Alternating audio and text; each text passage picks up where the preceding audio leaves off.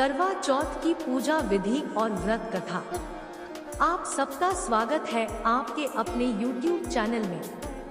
करवा चौथ का व्रत सौभाग्यवती स्त्रियां अपने पति की लंबी आयु की कामना ईश्वर से करने के लिए रखती हैं।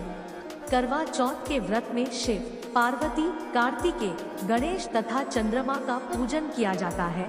महिलाएं सारे दिन निर्जला उपवास करती हैं और शाम को पूजा एवं करवा चौथ की कथा करने के बाद चंद्रमा के दर्शन करके अपनी अपनी परंपरा का निर्वाह करते हुए व्रत एवं उपवास संपन्न किया जाता है। आइए जानते हैं करवा चौथ की पूजा विधि। करवा चौथ के दिन सुबह उठकर स्नान आदि करके व्रत का संकल्प लें। दीवार पर गेरू और पिसे चावलों के घोल से करवा बनाएं। इस चित्र को वर कहते हैं और इस प्रक्रिया को करवा धरना कहा जाता है।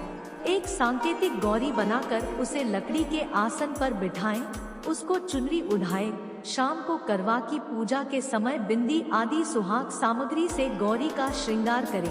पूजा के लिए मिट्टी का टोंटीदार करवा लें और उसमें जल भरें।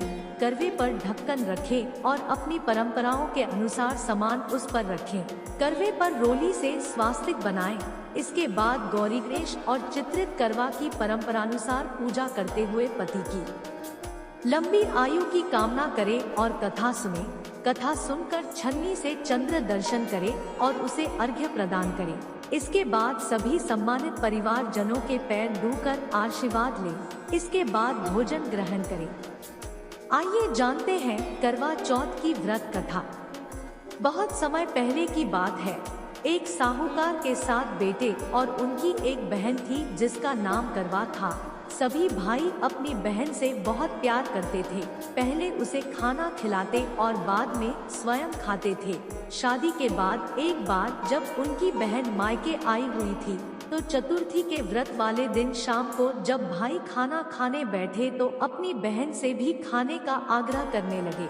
बहन ने बताया कि उसका आज उसका व्रत है और वह खाना चंद्रमा को अर्घ्य देकर ही खा सकती है।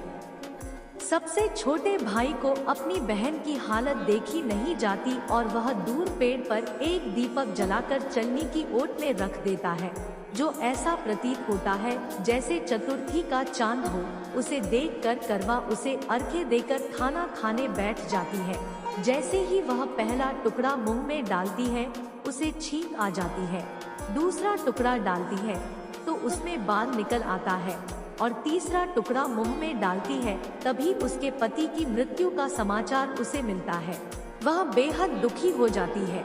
तब उसकी भाभी सच्चाई बताती है कि उसके साथ ऐसा क्यों हुआ। व्रत गलत तरीके से टूटने के कारण देवता उससे नाराज हो गए हैं। इस पर करवा निश्चय करती है कि वह अपने पति का अंतिम संस्कार नहीं करेगी और अपने सतीव से उन्हें पुनर्जीवन दिलाकर रहेगी। वह पूरे 1 साल तक अपने पति के शव के पास बैठी रहती है, उसकी देखभाल करती है। उसके ऊपर उगने वाली सुईनुमा घास को वह एकत्रित करती जाती है। 1 साल बाद फिर चौथ का दिन आता है तो वह व्रत रखती है और शाम को सुहागिनों से अनुरोध करती है कि यम सुई ले लो, ये सुई दे दो, मुझे भी अपनी जैसी सुहागिन बना दो। लेकिन हर कोई मना कर देती है। आखिर में एक सुहागिन उसकी बात मान लेती है। इस तरह से उसका व्रत पूरा होता है और उसके सुहाग को नए जीवन का आशीर्वाद मिलता है। इसी कथा को कुछ अलग तरह से सभी व्रत करने वाली महिलाएं पढ़ती और सुनती हैं। ऐसी ही जानकारी भरी वीडियो देखने के लिए हमारे चैनल को सब्सक्राइब अवश्य करें। वीडियो को अंत तक देखने के लिए आपका धन्यवाद।